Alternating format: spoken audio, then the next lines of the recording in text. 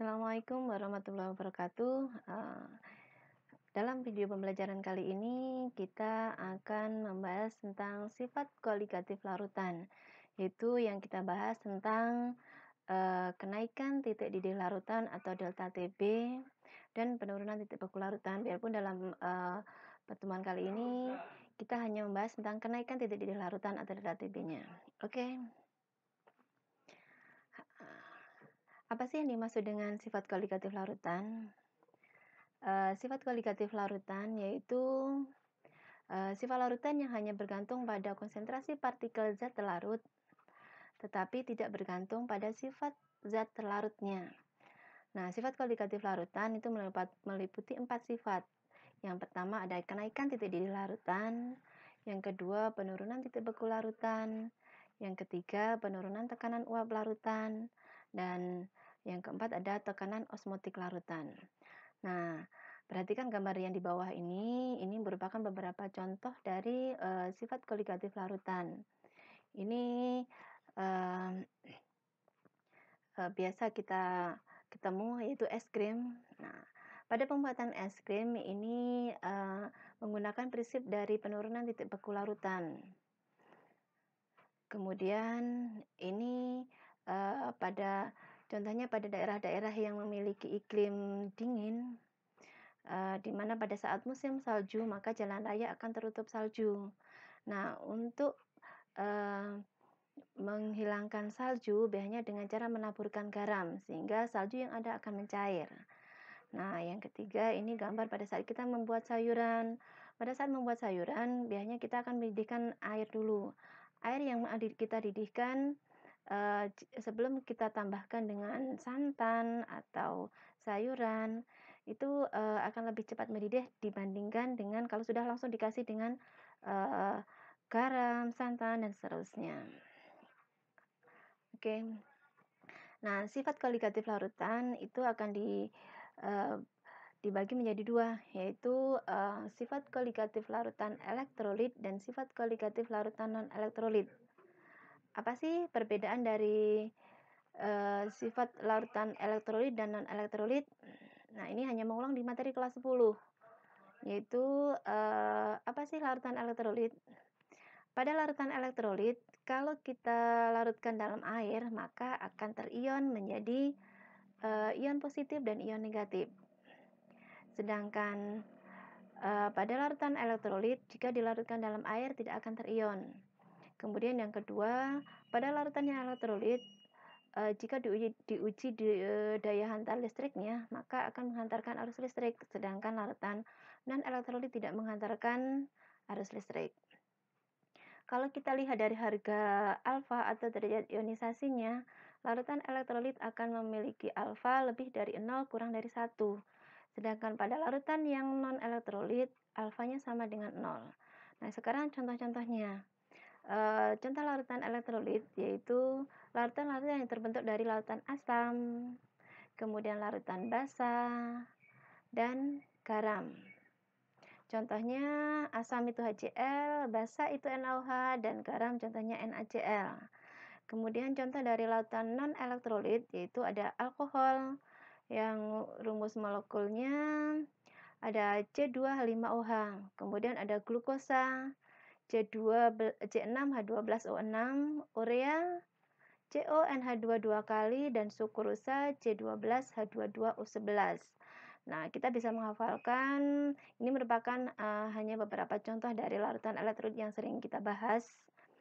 Kita bisa menghafalkan dengan Agus, A itu alkohol, G glukosa, U urea, dan S sukrosa. Nah, kita akan masuk ke kenaikan titik didih larutan atau delta TB. Titik didih adalah titik temperatur pada saat tekanan uap dan cair murni sama dengan tekanan uap di sekitarnya atau tekanan udara. Nah, kenaikan titik didih larutan yang akan kita pelajari yaitu yang pertama, kenaikan titik didih larutan yang non-elektrolit. Nah, menurut hukum Raoult, Besarnya kenaikan titik didih larutan sebanding dengan hasil kali dari molalitas larutan atau M kecil dengan konstanta kenaikan titik didih molal atau Kb. Sehingga bisa kita rumuskan delta Tb sama dengan Kb kali M. M ini molalitas, sehingga bisa kita rumuskan juga delta Tb sama dengan Kb kali gram per mr kali 1000 per pi. Ini jika P-nya dalam gram. Ini dalam kilogram.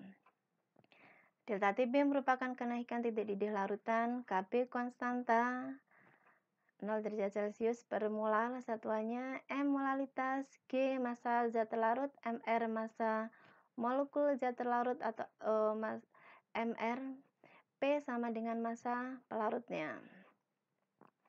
Nah, ini sedikit keterangan. M adalah molalitas larutan dan Kb adalah konstanta titik didih larutan yang nilainya tergantung pada jenis pelarutnya. Nah, satuan Kb sama dengan 0 derajat Celcius per molar. Nah, kenaikan titik didih atau delta Tb didefinisikan sebagai titik didih larutan atau Tb dikurangi dengan titik didih pelarut murninya. Sehingga kita rumuskan delta Tb sama dengan Tb dikurangi dengan Tb0 atau Tb pelarutnya. Nah, untuk pelarut air, karena titik didih air, kita tahu titik didih air sama dengan 100 derajat Celcius, maka bisa kita rumuskan Tb sama dengan 100 ditambah dengan delta Tb. Nah, sekarang kita contoh soalnya. Di sini jika Azrael menyiapkan gelas kimia berisi 100 ml air dan ditambahkan 3 gram urea. Hitunglah titik didih larutan. Ini AR-nya ARC 12H1O 16N14. Kb air ini merupakan ketetapan 0,52 derajat Celcius per molar. Maka dapat kita selesaikan jika massa 100 ml air sama dengan 100 gram sama dengan 0,1 kg, sehingga kita cari molal ureanya dulu. Molal urea sama dengan N per Pi. N-nya ini 3 gram, massa ureanya dibagi dengan mR, ini molnya. Mol per Pi-nya, massa pelarutnya 0,1 kg atau molalitas ureanya sama dengan 0,5 molal. Sehingga kita cari kenaikan titik didihnya delta Tb sama dengan Kb kali M. Sehingga 0,52 ini tetapan Kb-nya dikalikan dengan molalitas ureanya 0,5, sehingga nilai delta Tb-nya sama dengan 0,26 derajat Celcius. Nah, sekarang bagaimana dengan titik didih larutannya? Titik didih larutan Tb sama dengan Tb pelarut ditambah dengan delta Tb-nya tadi. Sehingga karena ini pelarutnya air, maka titik didih larutannya sama dengan 100 ditambah dengan kenaikan titik didih larutan tadi. 100 tambah 0,26 sehingga 100,26 derajat Celcius. Maka kalau kita lihat titik didih larutan akan lebih tinggi dibandingkan dengan titik didih pelarutnya. Oke, kita lanjut ke berikutnya, ada kenaikan titik didih larutan elektrolit. Apa sih yang membandingkan antara kenaikan titik didih larutan elektrolit sama non-elektrolit? Pada larutan yang elektrolit, ini akan dipengaruhi oleh namanya faktor Van Hoff yang dilambangkan dengan I. Nah, nilai I ini nanti akan dipengaruhi oleh alfa, nilai alfanya. Sehingga dapat kita tuliskan rumusannya nilai I sama dengan 1 ditambah dengan N-1 kali alfa, di mana nilai N sama dengan jumlah ionnya.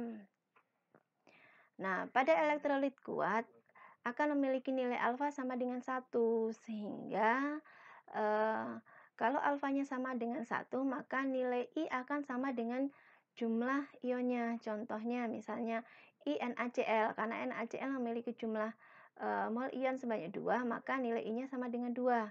NaNO3 memiliki jumlah mol ion 2 juga, sehingga akan memiliki I-nya juga 2. Pada MgCl3 memiliki jumlah mol ion sebanyak 3, sehingga nilai I-nya juga akan sama dengan 3.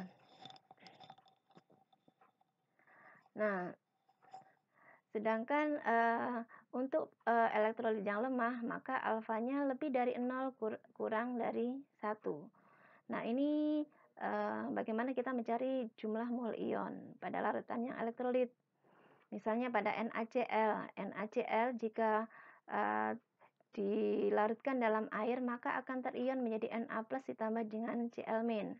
Nah, koefisien di sini 1 ditambah dengan 1, sehingga jumlah mol ionnya sama dengan 2. Kemudian pada MgCl2 terion menjadi Mg2+ ditambah dengan 2 Cl-. Ini koefisiennya 1 ditambah dengan 2, sehingga jumlah mol ionnya 3. Nah, pada ini Ca3PO4 2 kali. Kalsium fosfat ini akan terion menjadi 3 Ca2+ ditambah dengan 2 PO4 3-, sehingga jumlah mol ionnya 3 ditambah 2, ini menjadi 5. Nah, pada larutan elektrolit akan memiliki kenaikan titik didih yang lebih besar daripada larutan yang non-elektrolit. Kenapa? Karena larutan elektrolit akan terionisasi dalam larutan, sehingga jumlah partikel zat terlarut dalam larutan yang elektrolit lebih banyak daripada larutan yang non-elektrolit.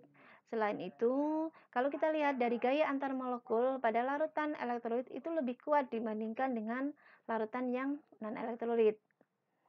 Nah, pada larutan elektrolit juga dipengaruhi oleh adanya faktor Van Hoff.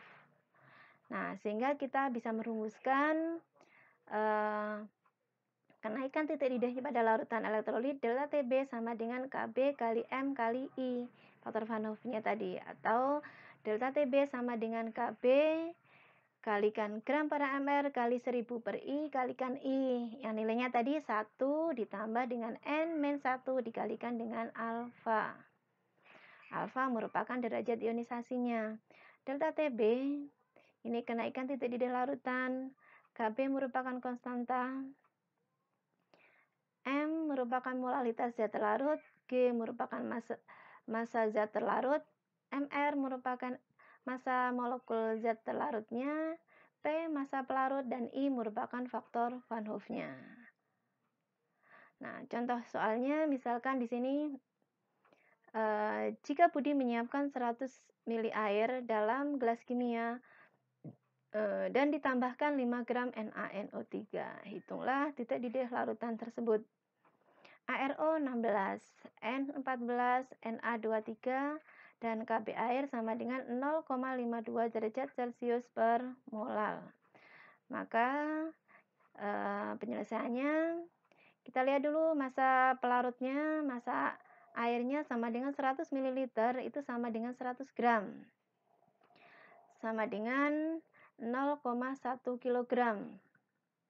Sehingga kita mencari molalitas dari NaNO3-nya, molalitas sama dengan mol per pi.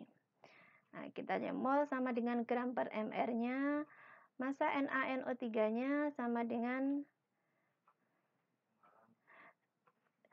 5 gram, kemudian dibagi dengan 85 dikali massa pelarutnya 0,1 kg sama dengan 0,59 molal.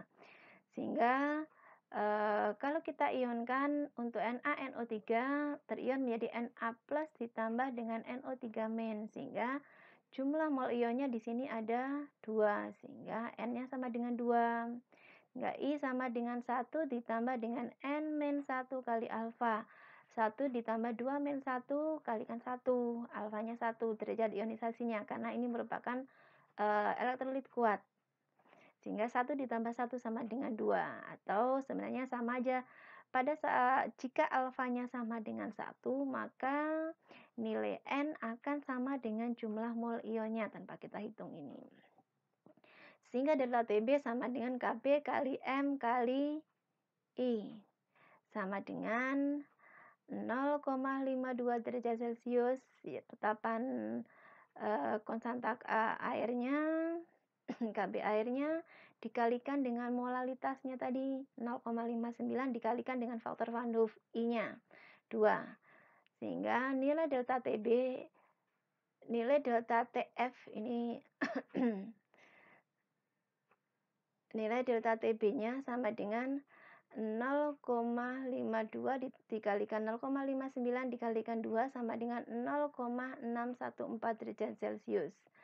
Atau titik didih larutannya sama dengan TB ditambah dengan TB pelarut ditambah dengan kenaikan titik didihnya, yaitu 100 ditambah dengan 0,614 atau kenaikan titik didih larutannya tadi, sehingga nilai dari titik didih larutannya sama dengan 100,614 derajat Celcius.